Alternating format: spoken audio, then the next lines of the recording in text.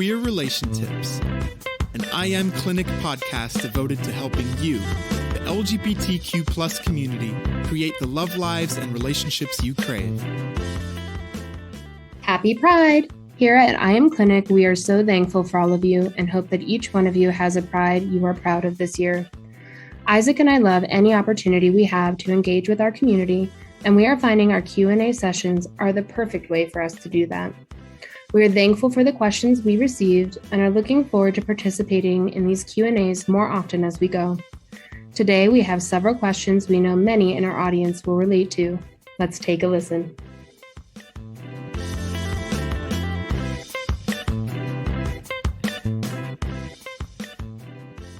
Well, we have a couple of questions here. Another QRT Q&A. There we go. Time for Pride, which is really exciting. Yes. I know. It feels like such a victory this year, just to be able to celebrate in person. And it makes me kind of wonder how things are going to be. I don't know. I just wonder how people are going to experience Pride in person after the pandemic. That's something I've been thinking about a lot. I think it'll be really positive. It makes me wonder, like, how will that shape the culture of it and what people are looking for when they go and kind of the deepening in that way. So, absolutely.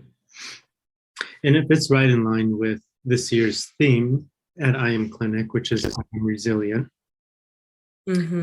I think it'll be really interested to think about our resilience, not only from a mental health perspective, how am I resilient over trauma in my relationships, that sort of thing, but also to your point, like how are we resilient as a community through COVID? Or I don't want to necessarily say over COVID, because that's not the reality we're hoping for here, but how can we come together and celebrate as a community once again? What does our resilience look like?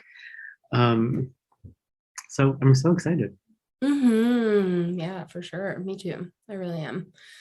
So we put it out there to get a few questions that we want to do periodically to be able to answer some things that maybe y'all are kind of wondering in your queer lives. So we'll do our best to give you our take on some of these really, actually, I think, helpful questions. I think questions a lot of people have. So the first one is, how do I know when I'm ready to start dating again after a breakup? That's a good one.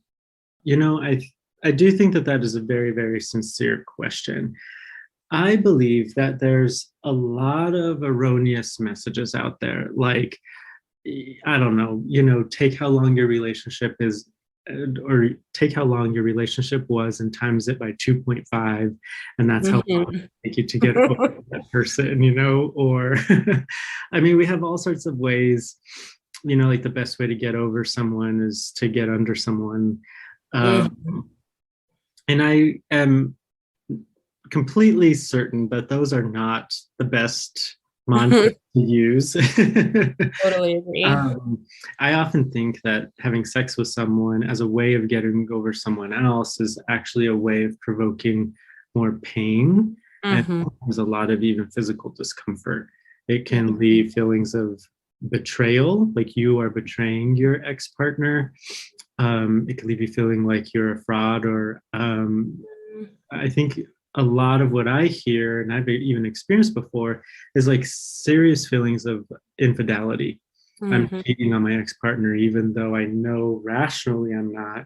Emotionally, my body is still experiencing and saying something else. I believe that oftentimes when we're grieving a partner, oftentimes, not all the time, we're grieving not necessarily the person, their eyes, their smile, their hands, their voice, their unique contributions to our world, but we're actually grieving the role that they play in our life, our companion. And so I think this isn't, again, it's not true for every case, but when it is true for dating, I think that it's important to recognize we're not really grieving the person, but grieving having them play the role in our life. And I think when we start to realize that our desires have shifted away from wanting the unique contributions of that person, their essence, their personhood, and we're shifting back into craving having a companion, a teammate, a life partner, that might be a good sign that those desires might be a good compass, rather, to follow in terms of what actions you choose to take. I think there's probably a whole different conversation around grieving too. Grieving someone is a very, very painful process. Mm-hmm. A lot of us know this. I describe it this way to my clients. I'm interested how you might describe it to yours. But I describe the 5 domains of grief almost like they're popcorn, because a lot of people think that they're progressive stages. So we have depression, denial, bargaining, acceptance, and anger. Mm-hmm. And depending on what you read, it can almost sound like you process through them from one stage to the next. You know, I'm in depression, now I'm in denial, and I'm bargaining, now I'm angry, and oh, well, I reached acceptance. Mm-hmm. But in my view, they're like popcorn. So you're going to feel angry, acceptance, denial, angry, acceptance, angry, denial, bargaining, depression, depression. You know, like you have no idea what. Sometimes at the same time. Mm-hmm. Exactly. Yeah. Even. And so as a person goes through that grief process, it might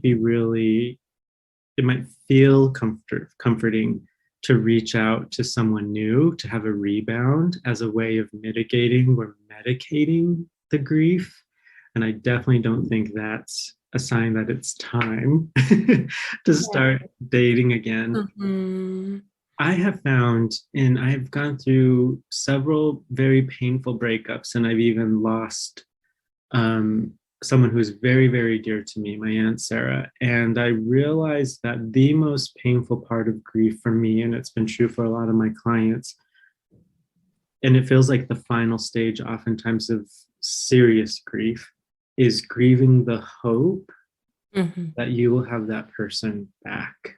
Mm-hmm. And when we're ready to grieve the hope that they can come back into our lives, I think we are ready. We are pushing through the final pieces of grief, almost like the last little chunks of residue in our body. So I think when we hit that stage, it's also another sign that we're ready today. I can meander on from here and think of other things, but I'm interested. No, it's great. I feel the same way. I think that very commonly we are looking for more of a formula to try to kind of tell us an external thing that will let us know when we're ready. And a lot of what you're describing and what I see and what I've tried myself in my life is called like emotional bypassing, trying to bypass the pain, trying to find the answer, trying to get through it faster, and put limits on it. And I think that's sometimes really tricky. Sometimes people actually date really fast after they break up. That's actually okay. For a lot of people, they might have even been grieving the relationship before it actually came to an end for quite a long time. And, you know, I think what Isaac's saying and what I would echo for sure is cultivating that awareness of self. And it's that feeling that you have where if you search within you, there might still be kind of the,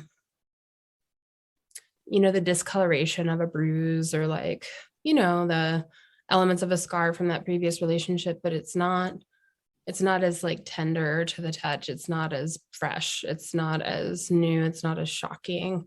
It's not something you're wanting to avoid. It doesn't need immediate care, that kind of stuff. And I think about that, like searching within and really kind of finding that place within yourself. I think we all know when that's still raw. And I also think, of course, if we don't know or if we're not connected to our emotions or ourselves yet, it's a great way to do that and find that out in therapy as opposed to trying to kind of find every other solution. I do think the one thing I want to mention as well is just what would that look like when you're in different relationship structures like polyamory or having an open relationship and the effects within that too. I mean, I think we could maybe assume this is coming from a monogamous lens, but I also know that this is a question that comes up a lot when maybe a throuple is ending, or, somebody is having an end to a relationship, but they're still maintaining one or several other relationships. And I think when you're thinking about it that way, that becomes more a systemic question as well, where it's not just, when am I ready, which is a really important thing. And asking the questions Isaac mentioned and the ones that I kind of also shared are really important. But it's almost like realizing that break, it's kind of like if you have, things connected within a line and you like cut that line, right? All of the elements that are attached to that line are going to feel that reverberation, right? So I'm thinking about like kind of like the buoys or whatnot that you might see like in a pool or something. If they were pulled taut and you cut one, it's like all the other ones are going to feel it too. So I think having an awareness about that is really important. Having a conversation with the people that you're in relationship with as well, in regards to whether or not the system can actually tolerate dating again. That's important depending on your situation and what you've agreed to. So just kind of wanting to put that out there a little bit as well. I think the big thing is there's no perfect answer. There's no one size fits all answer to this one. And I think looking for that will be a waste of time. So I think it's continuing to cultivate that self-awareness, and also really being aware too of like, have I learned some really important things from that relationship I would like to carry forward? Do I have a sense of, just of closure within that loop, even if that person will always be a part of me or part of my memory or something along those lines. Mm-hmm. There's no wonder that we ask about this all the time, because it's hard. I remember one morning after a breakup, it was almost like spring cleaning. I was in an apartment. I lived by myself. Let me back up. One of my most devastating breakups came after I either gave away or threw away all of my furniture because we used to move across state lines. And so I go through this whole process of literally throwing away my whole life, at least my furniture, my home life. And then the person, it was like 2 weeks before we were supposed to, or like a month before we were supposed to leave. And he says, I'm not going with you. And I don't think this relationship is going to work out. And so I had to scramble to find another apartment in Denver. And in this apartment, I assembled all kinds of new furniture. I bought a couch, a kitchen table, and all the things I needed for the kitchen and my bedroom. Like, I had to reassemble my whole life. And I remember there was one morning, and this is the whole spring cleaning part, but it felt like all of the cravings for him had been gone. And I was ready for vulnerability again. Like, I was ready to be rejected in the dating world. I was ready to try at love one more time, almost like love had earned its trust back. Yeah, right. Yeah, it was like, I'm ready to welcome someone else's energy in my space. Yeah, I'm ready to allow that, because I'm emotionally kind of put back together in a place where I can handle the ebbs and flows, the good moments, the bad moments, the falling in love, the breaking ups again. And that, for me, I remember that being kind of like a really good transitional moment, or like an epiphany, like, oh, I'm ready. And I don't know what it was, but it felt like time. So I agree with you. There wasn't a rhyme or reason that day didn't happen, 3.5 months after I broke up, or yeah, exactly. So yeah, there is an element of mystery for sure. Yeah. Shall we move on to question number 2? We shall. Okay. This one is very rich, right? Lot of layers to this one, I think. How do you keep your religious trauma from interfering in romantic relationships? I don't think you do. I know, I don't think I get the premise of the question for sure. How do I keep this thing from impacting more of my life than it already has, which I think makes a lot of sense. to me any form of trauma, something that we would hope we could kind of, create almost like a little, wall around, kind of like a cyst or something like that, right? Where it's like, okay, I can kind of separate that out.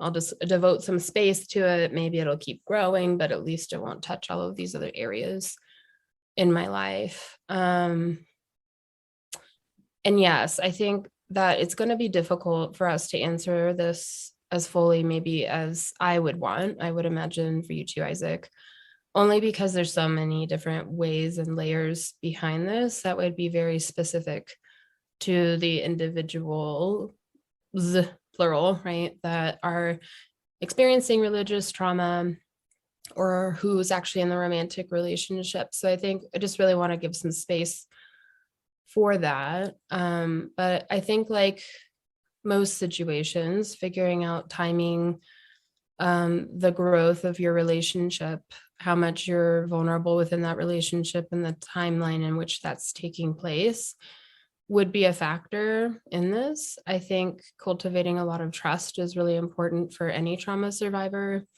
no matter what, in romantic relationships. I mean, if you're, we're experiencing some kind of, traumatic event like a bombing or something like that, that would also actually have an impact on your romantic relationships, because it's deeply integral and impacting to you. And it depends on where you are also in your recovery with that. I would say, just because I am a systemic person and truly believe in the power of relationship, that I actually would encourage, if you have a very solid and trusting relationship, to bring that person in on what that means and let them be aware of it. Therapy is also really helpful for this. So that way you both can navigate it together and figure out what is it that's happening, what is it that might be impacting your relationship. And if you're with somebody who's not really wanting to go there or process that with you, that could kind of be a red flag for a lot of other things as well. So well said. I think I could see myself asking this question for sure in previous relationships, especially the one I have with my partner Joe now. He comes from a Catholic background, but not very involved in the Catholic religion. And that's very different opposed to me, who comes from a family where both of my parents are ordained or ministers. My dad's ordained and my mom's not. They're both pastors. And I like religion just such a major backdrop to my life that before I knew there was a thing called religious trauma, it permeated our entire relationship. I would lean in and create connectedness, and then my religious trauma would ignite. So I'd back up and push him away and say, like, no, we can't do that.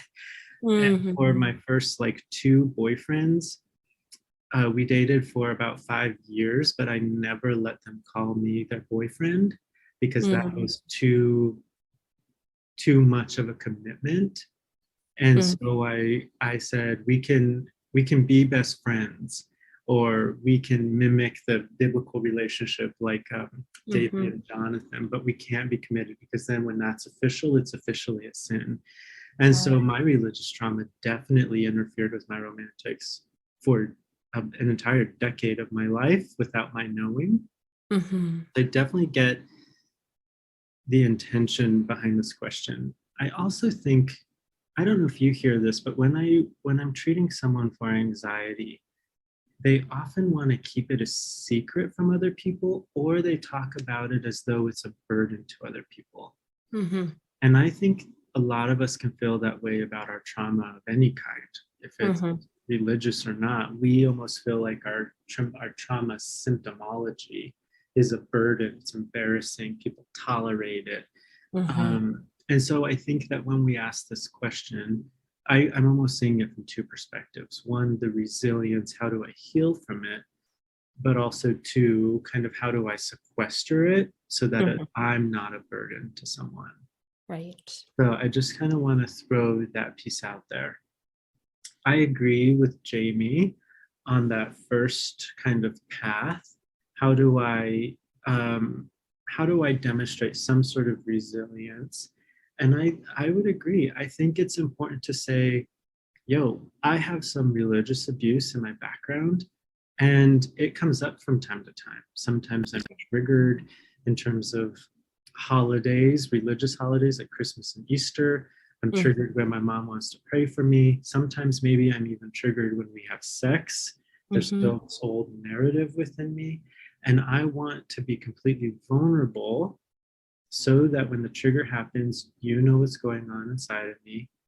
And so I can talk about it in a way that makes me communicate clearly to ask for your support and to keep me individuated, to keep me in the place where I'm responsible to manage my trigger.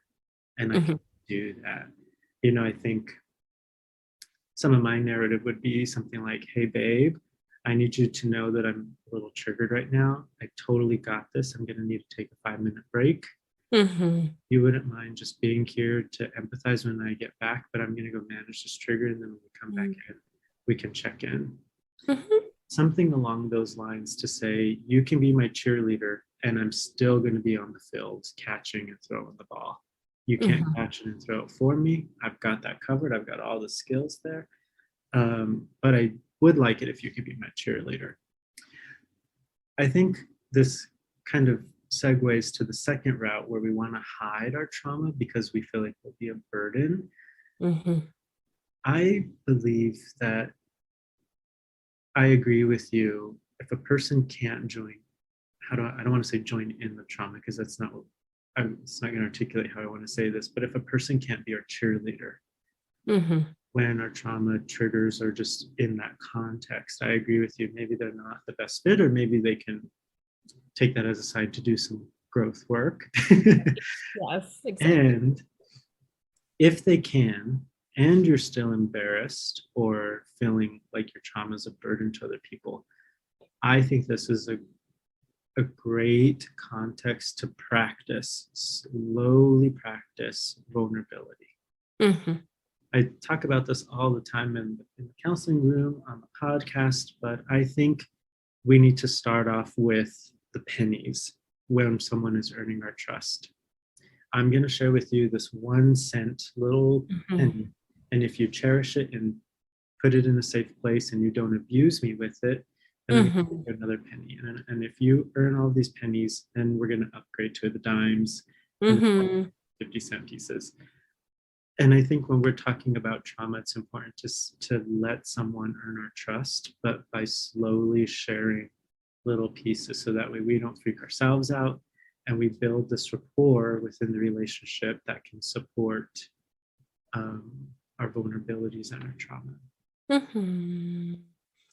Yeah, well said. I think the thing I would add on to that is being aware of our cultural propensity toward viewing these things as a weakness or something that we need to hide or that's a burden. A lot of that trickling down generationally from the silent generation, right, post-war, to the baby boomers, to Gen Xers, millennials, and now Gen Z, which, Gen Z is actually pretty typical. Being a millennial myself, I feel like it's a bad reputation because they're the new kids on the block, but actually have a phenomenal emotional awareness for their age. It's actually amazing to me. It's really, really cool. So it's nice to have that. But with all that, I think there's more acceptance, and I think there's less, avoidance or feeling bad or guilty about trauma. I do think the other piece to this is recognizing, how does our trauma still become part of our story? And I know that so often it's like we want to just, kind of cut it off. Just right. No more. I'm so mad that this is still impacting all of these other elements of my life. I don't want it to interfere with me. I don't want there to be that. It's totally understandable, but integration is a really huge piece of this. And that's true in general. There's so much integration that we're doing on our own and then that we're doing within partnership. And so I think kind of seeing where you're at within that, I think if it's something that you've just started to address, it's maybe aligning expectations to where it could have some interference, and how do you and your partner kind of navigate that, but also create a goal for it to not define your relationship for forever. How do you kind of have guidance along that line? How do you exit out of the patterns that might form from that, and have that hopeful attitude toward renewal? Yeah, for sure. Yeah. In terms of that renewal, I'm kind of thinking like if I were going to answer this question in one sentence, I haven't obviously like pieced it together. So here's my shitty rough draft. But Thanks, Brene. Yes, exactly. I think the way that we keep our religious trauma from interfering in our romantic relationships is by making it a part of our romantic relationships. Attachment psychology, this is one thing I say a lot on here, but attachment psychology would say the perfect partner is not someone who behaves perfectly. It's the person who allows these interferences to happen with the willingness to clean them up. Yes. And so it's, in saying that in another words, is saying by allowing this religious trauma to be a part of the romantic relationship and the dance and the conversations, we get to show our partners who we are more fully. And if it negatively impacts the relationship by being honest and open about the trauma and talking through it, that is the way we repair relationships. And to go back to the research, the attachment research would say that those repairs are the thing that makes the relationship perfect. That's right. Yeah. So I feel like there's another piece to this or layer that I want to get to that I can't find yet, but well, I love where you're going with it in terms of actually realizing that, especially when it's done appropriately with boundaries and the vulnerability that you've established, trust with this person and all of that, right? Not necessarily just totally jumping the gun. That actually these kind of little fractures within us or that happen within the relationship can actually form an even more solid state. So I talk about this all the time within the attachment, spectrum of like, we attach, there's a break, we repair. And just like a bone in the human body, when you actually repair that, it's actually stronger in the place where it was broken than it ever is, on the other parts of the bone, right? And so it's looking at it a little bit more from that lens where it's not a perpetual weakness, but actually if you do the pieces, right, which is resetting it, giving it time, space to heal, knowing, okay, maybe it was a little too soon for me to try to do this activity, that kind of idea, you'll actually be stronger for it. And your relationship can be too. Absolutely. What do you think about this idea around the victims becoming the villain? And what I mean by that, I remember feeling like, because of all my religious trauma,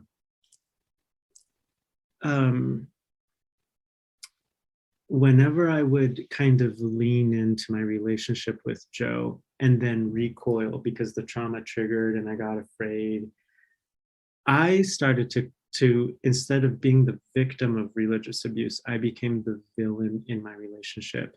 Look at me, I'm leaning in and then I push him away. I do this thing and I can't stand it. So then I smack him. I don't literally smack him, figuratively. Kind of smack him back, almost like, hitting his wrist, like, no, we can't do that. And after I watched my pattern there, it was like, I am the villain now, harming my relationship. And I forgot for several years that I was actually the victim. And what I was trying to manage was the symptoms. Yeah.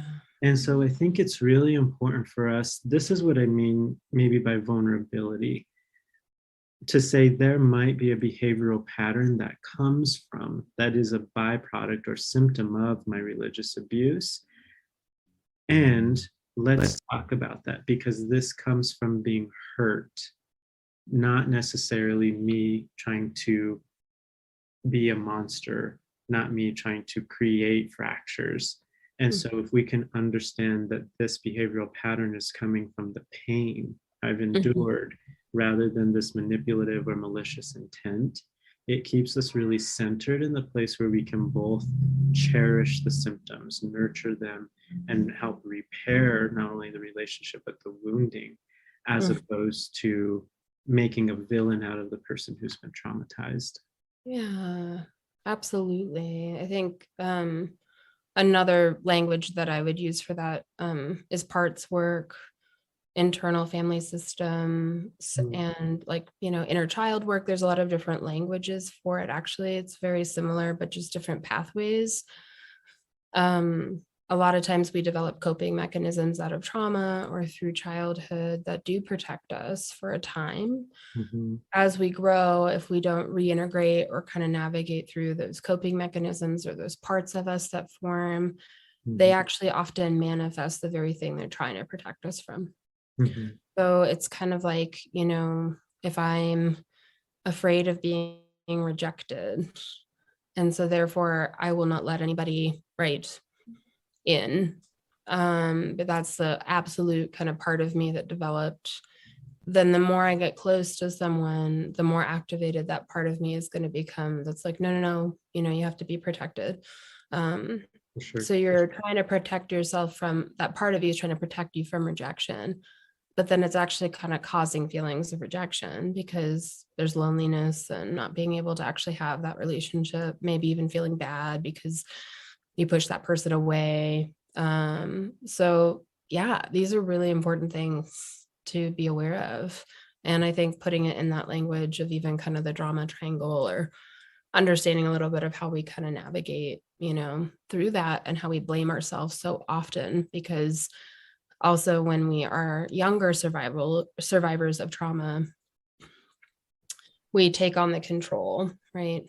So instead of believing the world is a scary place in which people may not actually act on our behalf, we believe that the things that happen to us are our fault. So it's actually called the inverse locus of control shift, which is really taking the locus of control to other people are responsible for their choices. Other people may have flaws and may not be perfect, especially parents or caregivers.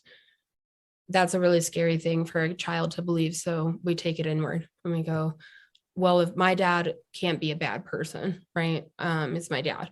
So therefore I must have done something bad to deserve this. Or this caregiver can't be a bad person. Or the world isn't chaotic. It's just my fault. I keep messing up. So getting into some deep stuff for sure, but trauma has a way of doing that. It's like the fissure, in the deep kind of Earth's crust, right, of our hearts. Like it just goes straight to the point. But the good news is, and I think the most hopeful news is, it really can feel like we're always going to feel that way, respond that way, be that way, struggle in that way. Integration sometimes can happen like shockingly fast when it's primed. There's tons of interventions and other ways to help the body and the emotions to heal from trauma.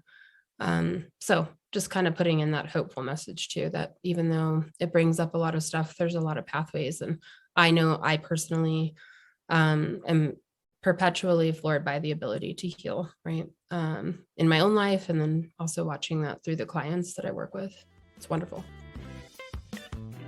The theme for our Pride series is I Am Resilient, because I wanted to remind all of you that trauma is strong and effective, but so are we.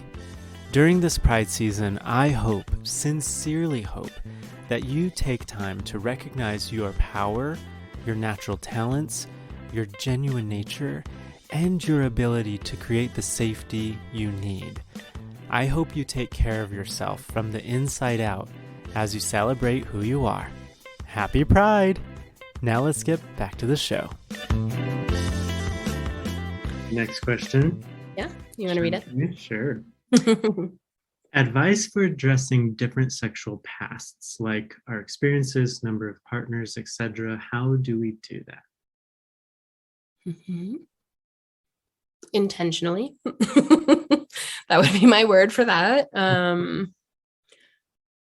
Yeah, this brings up a lot of really interesting things. I mean, I think maybe just being aware that the conversation, so I'm a fan of letting people kind of know when a topic like this is coming up. If you're in a relationship and you're kind of talking about it, sort of maybe doing it passively may not give you the full picture that you're looking for. It could, catch somebody off guard, that kind of thing. I think it could be helpful to just, say, hey, like, I think it'd be really helpful to know more about your past and for you to know more about mine, because that's obviously something that's going to influence us moving forward. Do you think we could have that conversation now? And just kind of seeing how that goes. And if the answer is not quite ready, then just asking a follow-up around like, okay, can we check in a couple weeks, or like what would feel like a good time frame, so that it doesn't feel like it just gets lost and buried as well, because it is really important. I think having a really open posture is really needed. Realizing that you may hear things that you're surprised by, that you're maybe sometimes not even prepared to hear, depending on what it is that you're talking about. And I think if you can set the tone of what you'd like, in a way, the culture of that conversation to look like, or what you would like the intention behind it to be. It might be one of those elements where it's like, okay, I'm not going to react, or I'm going to try really hard not just to react in this moment, but to take that in and really process what's coming up, right? So is this a value discrepancy maybe that's emerging that I actually really need to pay attention to, that could be very problematic, that maybe we can't totally like get past, right? Is this something that makes me feel intimidated? And is that more about me and what I need in order to feel more secure? Am I okay with it? Like, that might be just fine. It might not be a big deal at all. But I just think having an awareness of that, and being very aware to not utilize that conversation as an immediate kind of all or nothing would be really good, because that is sometimes a self-protective strategy as we ask these questions, hoping somebody will get like a pass fail. And that's not a good feeling for anybody, but it's also really important to be aware of as a person, because you might be kind of putting up those walls as things are getting a little bit more vulnerable or close. So just, continuing to have an open range, and maybe even having some questions that you've written down that you're hoping to kind of get answers to, that you're also willing to answer yourself, could be helpful as well, just to kind of anchor and know that it doesn't need to be a one and done. I think most conversations, a lot of times people think, okay, well, that's closed, but I'm a big fan of any conversation is always open to be reopened if it's needed. If something comes up and it's like, oh, I actually have a follow-up question on that came up for me later on, I think it's an important thing to be able to talk about it. Yeah, absolutely. I think that some of these questions, I think they almost, I guess what I'm trying to say is, sometimes when we have these conversations, we want to understand why we're having a conversation. Yeah. What is the motive? What are we trying to do? Are we trying to, like, ask these questions and then cross our fingers and, squinch inward and hope that we get a good answer because we want to feel safe? Are we asking these questions because we're generally curious about our new partner's context?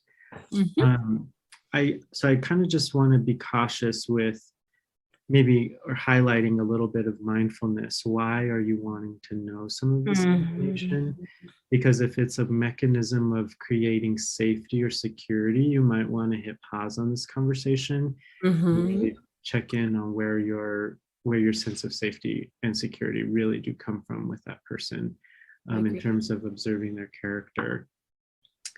I like this question too, because it really highlights the idea that, well, maybe some preconceived notions for some of us, not for everybody, obviously, but I think there's this idea here around like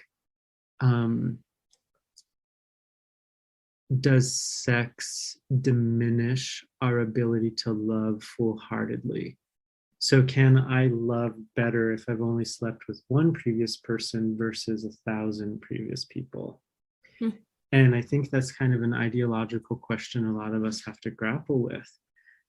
I would say that I could have slept with 500,000 people before I met Joe, and the way that I love him isn't in any way limited by what I did sexually before I met him. I think that if there is any influence on how I love Joe, it's because of something, I want to say the word immature. I kind of use that word in a lot of different ways, but it's because there's still maybe a part of me or my wounding or my traumatic past, my lack of experience that still allows some of that interference to happen. It's not the direct result of sleeping with people. And that's my story. Everybody's might be different. So I kind of just want to set the context for why are you approaching this question and having these conversations with your partner. Another important thing, I think, whenever we have these intentional conversations, like you mentioned, is boundaries. And I have a kind of a different definition of boundaries. It comes from Mother Melody. I'm making a joke there, but Pia Melody, who is a saint in my mind, a therapeutic saint. She would say that boundaries, they serve different functions. I know I talk about this on the podcast, but to set the context for today, we think that boundaries is what it is. They are one barrier that protects us from being hurt by other people. But Pia adds a couple more layers to say that same boundary protects them from me hurting them. It's a stopping point. It's an internal mechanism that says, Isaac, you're not allowed to harm someone, to verbally slander someone, to accuse, blame, shame, critique, manipulate someone as a way of medicating yourself. That boundary not only protects me, but it protects the people around me. But this conversation, this boundary, I like to think of it like a snow globe, where inside the snow globe, I have everything I need to keep my emotional reality intact. So when I'm watching someone who's outside of my snow globe, I get to be like a scientist observing a species in the wild. So when my new partner says, I've slept with 15 people last week, that inside of my snow globe, nothing changes. I'm so boundaried that I can sit in that conversation and be very curious to say, like, tell me more about that. Now, that's not to say boundaries are perfect, because those boundaries take a lot of skills. And that is fair and legitimate for sure. I definitely know that. There are some things where I'm like, I'm in my snow globe. And then someone says something, it just shattered. And now can't tolerate that anymore. And that's human. That's yes, it is. But I think when we come with these boundaries, we're able to say, I'm going to observe what you're saying and ask questions and use this conversation as a way of getting to know you and your value system, your character, your moral compass, rather than being influenced personally by this information.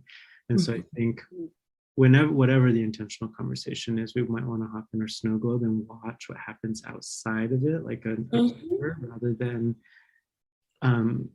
like a lost hiker during a blizzard, oh, this is so cold and painful. So I love that. Yeah. And I would just say, I think like with anything in relationship conversations, the more you can believe that no matter what happens in any kind of conversation, if it's something that kind of throws you off or brings up things, that it's really genuinely like maybe 98% of the time not an emergency. So take your time. I like that thought. I was just thinking, advice for addressing this might be, my advice might not be specifically in how you address it, but what you do after you addressed it. If I tell my partner, this is my sexual past and the numbers and all of the things that I've done, and from this point going forward, I want you to observe me and my love for you. Mm-hmm. What you're going to observe is going to supersede anything that I have done. Mm-hmm. And establishing that kind of relational intimacy, that type of loyalty, might be more important than what the past contact looks like. So Mm-hmm. I'll get out there. Yeah, I think having an and then, right? Mm-hmm. Like, Yes. what do we do with this conversation, and how can we also reflect and validate what it is that we've heard, Mm-hmm. and move to that place of acceptance, Mm-hmm. which is a really important thing, regardless, right? You might go there real fast because you might be like totally accepting about it. It's fine. Mm-hmm. For other people, it might be different. So yeah, just maybe as an anecdote, I once had a couple, they were my clients here at the clinic, and they had this conversation. And in a playful way, one of the partners wanted to know about penis size. Mm-hmm. And one of my clients had slept with someone who had a very large external member. And although this conversation was in jest and it was supposed to be kind of erotic and sexy, it actually manifested in the other person as an insecurity. Well, is mine too small? Do you enjoy mine? Is it fun for you? Do you miss his? Do you wish you were back with him? And it kind of became this whole thing we had to process through. Mm-hmm. And that's why I really emphasize knowing the context, because I think it's important to know how will this information be applied to our relationship, and does it need to be? Mm-hmm. Because if those boundaries are not in place, information like this can feel threatening, and that is not the point. Mm-hmm. And so if that safety within the relationship isn't established, maybe this conversation isn't necessary, or it's not time for it yet, until more of that fidelity is experienced and believed in. Mm-hmm. Right. Yeah. And it may provide the opportunity, like we were saying before, of repair too. Yeah. So like any conversation, we might be really surprised suddenly by our reaction to it, or the way in which that, provoked something. And I think something that we talk a lot about with hidden issues is trivial triggers. So something that might seem somewhat trivial, but like a big reaction comes from it, usually points to a hidden issue. Mm-hmm. So being curious with yourself too, if you find that you're being really triggered by something or having a really strong response out of what may be, that may be a surprise to you or a surprise to others, is a good indication that there could be some more digging to do. Yeah. So our last question, how do you find and or build a chosen family? Which is a really sweet question and a really important one, and one a lot of people ask. Mm-hmm. Mm-hmm. I would say, do you want me to go first? Sure. I have some thoughts. Like always, no surprise. I always have thoughts. Sorry, I don't know what I'm doing. Yeah. Sorry, Lily. Okay. Sorry, Lily. I would say that finding a chosen family is a practice of vulnerability, to kind of go back to all of the other questions we've answered so far. Orders. Yeah. I feel like, for me personally, I know that I have found someone who I want to be part of my chosen family when I can demonstrate vulnerability in front of them, and they cherish and protect my vulnerability. Mm-hmm. They take what I say, they respect it, they never use it against me. I think that's number one. Number two, for me, are the people who are willing to affirm my inherent value, not my performance. When they can say, Isaac, I don't like you because you're funny, or I don't like you because you do these spectacular things. I like you because I enjoy your essence. I enjoy who I am when I get to be around you. I think that's another really important thing for me. And then this is kind of one of my non-negotiables for chosen family. Not that I have those, but it's really important to me. that people in my chosen family are willing to do the repair work. Just say like, ooh, we fractured and that was really hurtful. And we have the courage and the safety knowing each other's personalities that we can enter into this really otherwise scary place to have this repair conversation, to say, I hurt you, I'm sorry, please forgive me, and that they're willing to do that for me. So I think, especially as a queer person, that mirroring piece, someone who can affirm my essence as a queer person, and I feel comfortable enough to be my authentic self, I think that's a really, really good start. I love where you're going with that in regards to maybe thinking about criteria. Finding and building a chosen family is a process, and it can be, it can ebb and flow. It can change. You hope to find the people who it will be unchangeable with. But I think also realizing too, like what is really important to you as a person, like what Isaac was just sharing, that really, really matters, because it's not about creating, some kind of weird, like I'm trying to think, like survive, like a test, like a obstacle course. That's what I'm trying to think of. In order for somebody to get in, right? It's not trying to create some kind of, testing process so much as it is around a value system that helps you to know that this is, someone, that these are people that you want to invest in, but also who want to really invest in you. I think something that I learned when I was younger was I had a really close friend group throughout high school, and then that sustained throughout college too. But from a value standpoint, we just really started growing apart in a lot of different ways. I started to kind of feel like, okay, what am I going to have to suppress within who I am in order to be able to hang out tonight? Because I didn't feel like I was actually fully seen, and I didn't feel like I was fully accepted. And I started to ask the question for myself, if I were in the hospital, would I actually want any one of these people to be there beyond just knowing somebody's there, right? Would they actually be beneficial for me? Would they be comforting for me?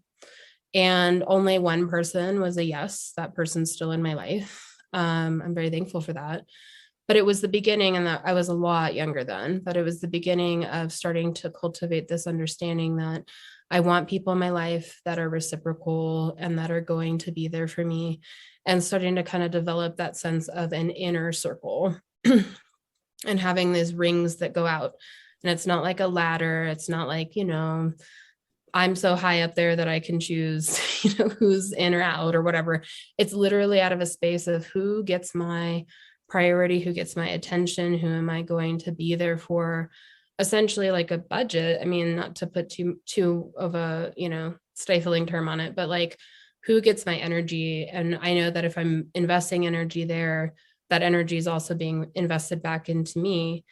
That then allows me to pour into maybe other relationships that might be kind of on the periphery that I don't expect to necessarily be able to, right? They might be in a different season of life or in high need or something like that. But I have to really cultivate people who I know are going to be there. Think being aware of your own family of origin, your attachment styles, wounds that you might have, patterns that exist goes a long way, because sometimes we can just recreate what we don't want because it's so familiar, right? Human beings love familiarity. So we can easily find another family, quote unquote. That's what I did in some ways, but it's not really like representative of what it is I'm ultimately desiring, right? It's not necessarily different. It's just familiar. So there's actually a lot that goes into this. I think having patience is really important. And then sometimes realizing like the number of people, like, I mean, your inner circle, it might be like 2 or 3 people. And then the next ring out might be like another, 5 or 6 or something if you're lucky. But realizing too that like this, it takes a lot of effort. And if someone's not wanting to meet you there, to not try to force that either. is also really important. And I think making it known is also really important in some ways, because it's less around, I expect this of you, and more around, I want you to know that you can rely on me in this way. I'm hoping I can rely on you too, so that you're on the same page. We don't talk a lot about friendship relationships in our society, which I think is a real shame, because they're so important and they color so much of our life, so much of our wounding. We're so focused on just the romance piece often. And I get why, but at the same time, it's realizing like how important these relationships are that really truly shape us and help us to feel secure in the world. It's a really important conversation. So I think kind of having to find the relationship conversations with friends actually isn't a idea. It isn't always just known. And sometimes, there's been times where it's like, one of my closest friends and I was kind of like, I want to commit to you. I'm like wanting to put the time aside. I want to see you at minimum every other week. That might be more structured for some of you, but honestly, it was what it took in order to kind of build the consistency, which is really important to attachment. So lots of things to consider there.